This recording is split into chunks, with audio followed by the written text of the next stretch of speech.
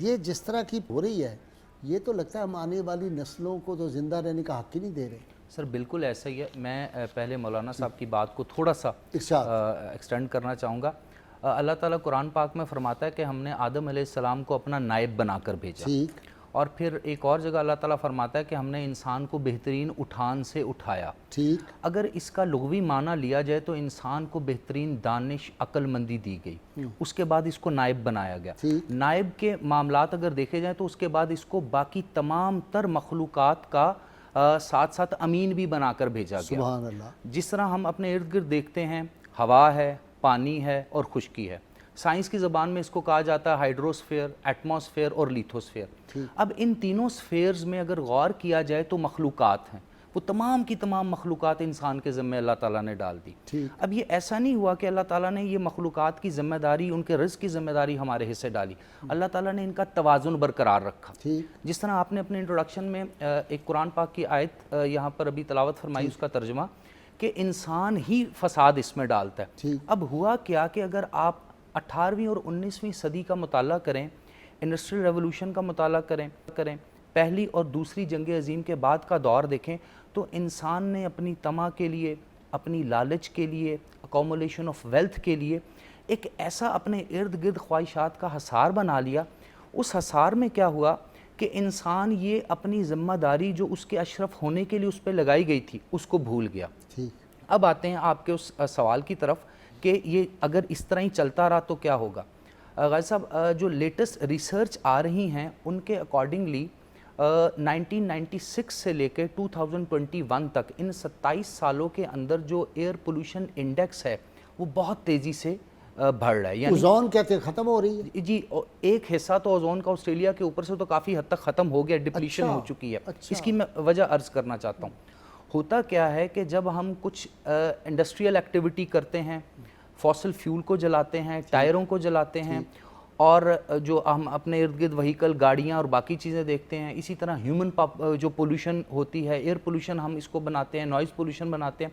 کچھ ایسے اجزاء ہیں کیمیکل جس طرح CFC ہے, کلوروفلور کا کاربن ہے, کاربن ڈائی آکسائڈ ہے, کاربن مونو آکسائڈ ہے, یہ ہوا میں جمع ہو جاتے ہیں. جب یہ ہوا میں جمع ہو جاتے ہیں تو جو ایٹماسفیئر ہے اس کے ارد گرد جو لیئر بنا لیتے ہیں, اس سے سورج کی آنے والی شعاعیں تو آ جاتی ہیں زمین تک, جن کو الٹرا وائلٹ کہتے ہیں. لیکن جب اس نے واپس انوائرمنٹ میں جانا ہوتا ہے انفرا ریڈ کی صورت میں تو وہ نہیں جا پاتی. اس سے کیا ہوتا ہے, زمین کا درجہ حرارت بتدریج بڑھتا رہتا ہے. ایک تو یہ کام ہو رہا ہے. دوسری طرف جس طرح کہ ابھی آپ نے کہا کہ انسان کی ذمہ داری ہے, اب انسان اپنی ذمہ داری بھی نہیں ادا کر رہا. اور تیسرے درجے پہ اگر دیکھا جائے تو وہ جو سائیکل چل رہا ہے, نیچرل سائیکل چل رہا ہے, وہ کاربن جو گرین ہاؤس ایفیکٹ کریٹ کیا جا رہا ہے, اس کے رزلٹ میں کیا ہو رہا ہے, بتدریج زمین کا درجہ حرارت بڑھ رہا ہے. اس درجہ حرارت بڑھنے سے جو لائف آن پلانٹ ارتھ ہے, جس کا بھی میں نے ذکر کیا, اس میں نباتات ہیں, حشرات ہیں, جانور ہیں, میرین لائف ہے, سطح سمندر کے نیچے سمندر میں پائی جانے والی لائف ہے,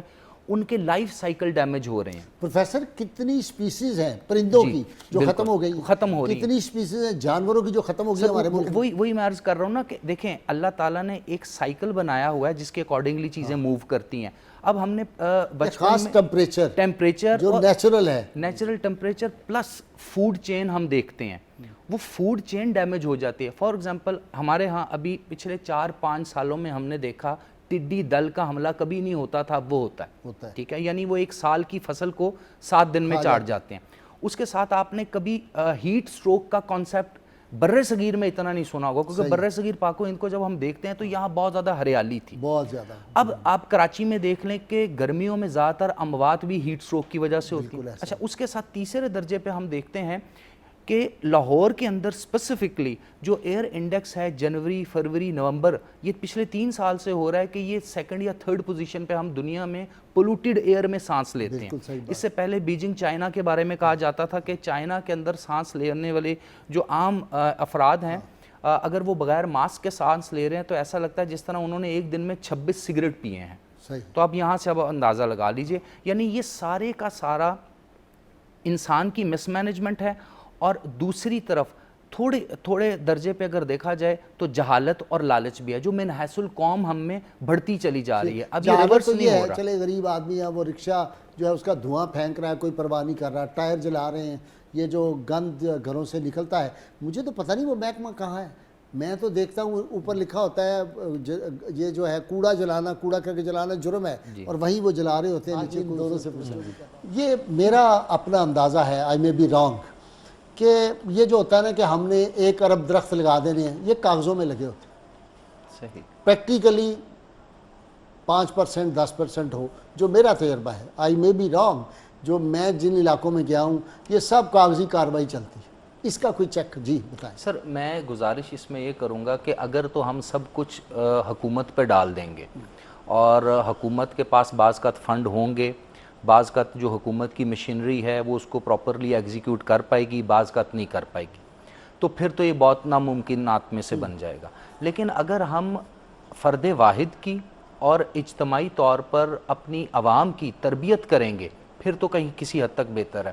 میرا چونکہ سر ایک ہل سٹیشن سے تعلق ہے، مری کا میں رہنے والا ہوں، تو میں نے پچھلے عباسی وہیں پائے جاتے ہیں زیادہ. بالکل. میں نے سر پچھلے 20 سالوں میں وہاں پر ایک ٹرینڈ یہ دیکھا ہے کہ ہمارے ہاں ہوا یہ کرتا تھا کہ لوگ ایک تو جنگل کا ایک ایریا ہوتا تھا، اگر آپ کی اپنی زمین میں بھی جنگل کا درخت لگ گیا ہے، یعنی جو جنگل سے ریکمینڈڈ، وہ آپ کاٹ نہیں سکتے. اب وہاں پر ٹرینڈ ایسا چل گیا ہے، جس طرح ابھی آپ نے ہاؤسنگ سوسائٹیز کی بات کی، یعنی اتنی زیادہ کمرشلزم آ گئی ہے، اتنے زیادہ وہاں پہ ہاؤسز اور کمرشل اینٹیٹیز اور ایکٹیویٹیز سٹارٹ کر دی گئی ہیں کہ وہ جو نیچرل بیوٹی تھی وہ بھی ختم ہو گئی ہے. اب وہ ختم کیوں ہوئی ہے؟ اس کی 2 ریزنز ہیں. پہلی ریزن یہ ہے کہ سر جو ایک کانسیپٹ ہے نا سوشلائزیشن کا، وہ گھر سے شروع ہوتا ہے، پھر سکول سے شروع ہوتا ہے، پھر پیئر گروپس میں چلتا ہے، پھر یونیورسٹی اور پھر جاب، یعنی آپ معاشرے میں سوشلائز ہوتے ہیں. چاہے آپ نے ریلیجیس سوشلائزیشن لینی ہے، پولیٹیکل لینی ہے، یا سماجی معاملات میں لینی ہے. تو آپ خود اندازہ لگائیں کہ جب ہمارے گھر میں ہی، یعنی میں اس علاقے کی بات کر رہا ہوں کہ درخت کو بچانے کی سوشلائزیشن کے اوپر کام نہیں کیا جا رہا. عباس صاحب آپ نے یہ گفتگو جاری رکھنی ہے، میں مختصر بریک لوں گا. ناظرین کرام بہت مختصر وقفہ، لیکن یہ آج جاننا بڑا ضروری ہے. ماحولیات کا دن ہے، ہمیں تصور ہی نہیں، ہم سوچ ہی نہیں رہے کہ ہمارے بچوں کا مستقبل کس طرح تاریک ہو رہا ہے. ہمارے بچوں جو ہیں ان کو آکسیجن سونگھنے کے لیے، ان کو سانس لینے کی نہیں ملے گی. کل کو یہ آکسیجن بکنی شروع ہو جائے گی. انڈیا کے بعض شہروں میں یہ بکنی شروع ہو گئی ہے، جس طرح پانی بک رہا ہے. ہم ایک زمانے میں کہتے تھے یہ کیسے ممکن ہے؟ اللہ کا شکر ہے پانی ہمیں وافر مفت میں ملتا ہے. اب ہر آدمی کے ہاتھ میں پانی کی بوتل ہوتی ہے. یہ پانی کا کاروبار جو ہے اس کی بھی اسلام اجازت نہیں دیتا. ہمارے ساتھ رہیے گا.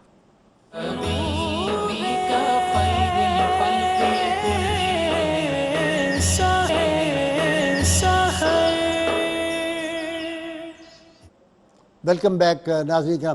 دیکھیے عباس صاحب، یہ جو تھا مری تھا، یہ نتھیا گلی تھی، یہ ایبٹ آباد تھا.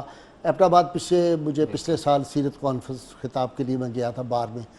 تو ایک زمانے میں ایبٹ آباد پہلے گیا تھا، کیا خوبصورت فضا اور شفاف اور خاموشی. ادھر میں گیا تو دھواں لگ رہا ہے اور ٹریفک ہے اور برا حال، اور وہ بنے پلازے اور ہوٹل اور فلاں. اسی طرح مری جو ہے آپ کا، وہ آپ بتا رہے ہیں، تو اس کا حل بتائیں نا. سر وہی میں گزارش یہ عرض کر رہا تھا کہ دیکھیے، آپ تمام تر چیزیں ریاستی مشینری یا ریاست پہ نہیں ڈالتے، کچھ نہ کچھ تعلیم و تربیت کے حصے میں بھی آنا چاہیے، سوشلائزیشن میں بھی آنا چاہیے. دیکھیں ابھی چونکہ ہم ایک اسلامی پروگرام کر رہے ہیں، اور آپ نے ابتدائیہ میں بھی قرآن و حدیث سے اس کو ثابت کیا ہے کہ اسلام وہ واحد دین ہے جس میں ماحولیات کے بارے میں بہت زیادہ زور دیا گیا. میں یہاں پر ایک حدیث کوٹ کرنا چاہوں گا. یہاں سے ہمیں معلوم پڑے گا کہ کس طرح ہم نے من حیث القوم اجتماعی طور پر بھی اور انفرادی طور پر بھی اپنے اپنے گھروں میں بچوں کی سوشلائزیشن اور اپنی سوشلائزیشن کرنی ہے. سر حضرت ابو قتادہ بن ربی رضی اللہ تعالی عنہ سے روایت ہے کہ رسول اللہ صلی اللہ علیہ وآلہ وسلم کے سامنے سے ایک جنازہ نکلا. آپ صلی اللہ علیہ وآلہ وسلم نے فرمایا یہ جنازہ آرام والا ہے یا آرام دینے والا ہے؟ تو صحابہ کرام پریشان ہوئے. صحابہ کرام رضوان اللہ علیہم نے پوچھا کہ یا رسول اللہ صلی اللہ علیہ وآلہ وسلم خاتم النبیین، آپ نے یہ کیا فرمایا کہ یہ جنازہ آرام والا ہے یا آرام دینے والا ہے؟ آپ نے فرمایا جب کوئی شخص چاہے کافر ہو چاہے منکر ہو، وہ ایسے اعمال کرے جس سے انسان، جس سے بستیاں، جس سے جن، جس سے نباتات، جس سے حیوانات یا جس سے ماحول خراب ہوتا ہو، تو وہ ایسا جنازہ ہوتا ہے کہ جب وہ اٹھ جاتا ہے تو جو پیچھے رہ جاتے ہیں ان کو آرام مل جاتا ہے. آرام دینے والا ہے. اور آرام والے کا مفہوم یہ بتایا کہ جب کوئی ایسا شخص جو دین پہ چلتا ہو, اس کی صلہ رحمی بھی ہو, وہ اپنے ماحول کا خیال بھی رکھتا ہو, جانوروں سے بھی بہترین برتاؤ کرتا ہو, جب وہ جاتا ہے اس دنیا سے تو دنیا کی جتنی بھی مصیبتیں مشقتیں اس کے اوپر ہوتی ہیں اس سے وہ آرام پا لیتا ہے, اس لیے وہ آرام والا ہوتا ہے. تو اب ہمیں اپنے ہاں اس کانسیپٹ کو, دین حق کے اس بیسک فلسفی کو بتانا ہے کہ دیکھیں ہم نے اس دنیا سے جانے کے بعد کہیں پہ پیش ہونا ہے. ہمارا یہاں سے معاملہ قطع ہونے کے بعد ایک نئی زندگی کا آغاز ہو رہا ہے. یہ کلوز نہیں ہو جانا, کلوز نہیں ہو جانا, ایک نئی ورلڈ کھلنی ہے. جی. اور سر یہاں پر میں ضمناً ایک اور چیز بھی عرض کرتا چلو. ایک میں مولانا صاحب کا خطاب سن رہا تھا تو انہوں نے بڑی خوبصورت بات کی. انہوں نے کہا کہ ایک جو قانون ہے وہ شریعت میں ملا ہے, ایک قانون ہے فطرت میں.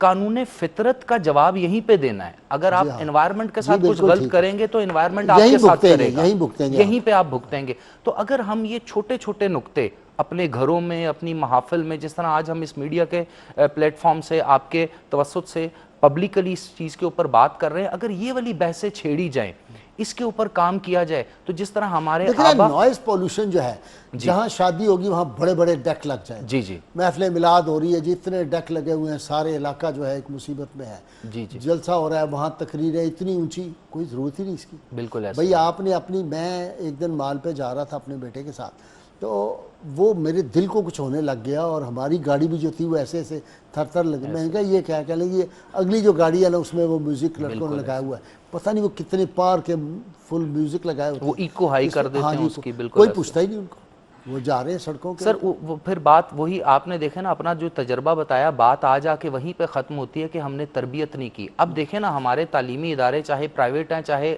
گورنمنٹ سیکٹر کے ہیں, ہم تعلیم تو دے رہے ہیں, گریڈز تو دے رہے ہیں, تربیت نہیں دے رہے. ٹھیک. ہم معاشرے میں رہنے کا سکل بھی نہیں سکھا رہے, انڈیویجول گروتھ کا سکل بھی نہیں سکھا رہے, فیملی کا سکل بھی نہیں سکھا رہے. پیسے بھی تو بنانے ہیں نا. بالکل.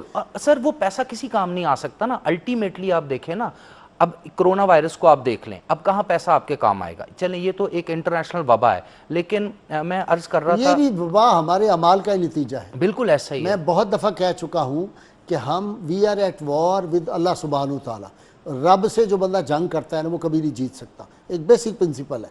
حدیث قدسی اللہ کے انفراد ہے, من عادى لی ولیا فقد آذنته بالحرب.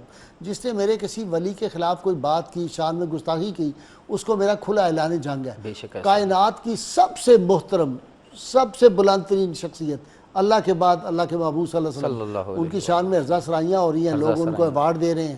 تو اللہ سے تو ہم جنگ میں ہیں, اللہ سے کوئی جنگ جیت نہیں سکتا.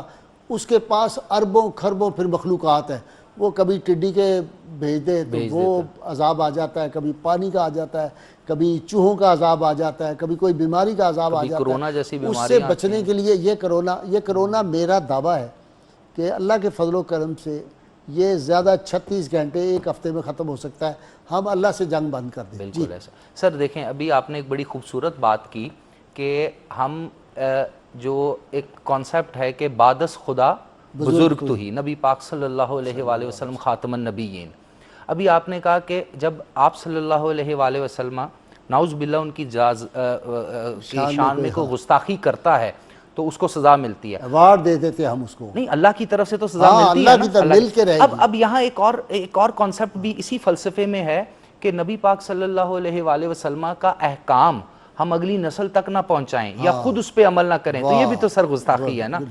اب جب ہم اس طرح کی گستاخیوں کے مرتکب ہو کے اپنے آپ کو گستاخ نہیں سمجھیں گے, یعنی دیکھیں اسلام ایک واحد ایسا دین ہے جس کی قسم اللہ قرآن میں فرماتا ہے کہ اللہ کے نزدیک دین تو صرف اسلام ہے. اب اسلام ضابطہ حیات ہے. اب اس ضابطہ حیات پہ عمل کرنا ہے. جس طرح ایک بکلٹ ملتا ہے آپ کو کہ یہ گاڑی ایسے چلانی ہے, اتنے عرصے بعد اس کا آئل چینج کرنا ہے, اتنے اس مکینکس یا اس ورک شاپ میں اس کو لے کے جانا ہے. تو انسان کا ضابطہ حیات جب انسان کو نبی پاک صلی اللہ علیہ وسلم کی صورت میں اور آپ کی ہدایت کی صورت میں, قرآن و سنت کی صورت میں ملا, اب جب ہم اس کو اڈاپٹ نہیں کریں گے, صرف پڑھیں گے, صرف پڑھائیں گے, صرف بحث کریں گے, تو رزلٹ کیا نکلے گا؟ ڈاکٹر عابد علی, میں نے وہ حدیث پڑھی کہ آپ صلی اللہ علیہ وسلم نے حضرت عمر سے فرمایا ذرا آواز تم کم کر کے تلاوت کرو. سیدنا صدیق ذرا بلند. ڈاکٹر حمید اللہ رحمۃ اللہ علیہ جو فرانس والے تھے, ان سے میں نے ایک دفعہ پوچھا, ورلڈ کے سب سے بڑے اسکالر ہمارے ماضی قریب میں تو وہی رہے, تو میں پیرس میں بھی کیا لیکچر دینے، ان سے ملاقات بھی، میں کہا آپ بہت دھیما بولتے ہیں. انہوں نے کہا کہ میں نے جب سے وہ آیت پڑھی نا لا ترفعوا اصواتکم فوق صوت النبی، کہ رسول اللہ صلی اللہ علیہ وسلم تمہاری آواز بلند، تو میں نے اپنی آواز کو دھیما کر دیا کہ حضور صلی اللہ علیہ وسلم کی جو آواز مبارک ہے اس سے میری آواز بلند نہ ہو جائے. اس بات کا اب ہمارے مذہبی آپ جلسوں میں جائیں چیخ رہے ہوتے ہیں لوگ، اوئے ہوئے ہوئے، اتنا لگتا ہے. وہ ایک میں لندن میں تھا تو ایک مولوی صاحب تقریر کر رہے تھے، تو ہمارے دوست کا بیٹا بیٹھا ہوا تھا، تو کہتے ہیں what's problem with him, he is crying, he is having a pain. اس کا خیال تھا اس کو کوئی درد ہو رہا ہے تو یہ چیخ رہا ہے. اب وہ بات ہی ختم ہو گئی. جی جناب، یہ پولوشن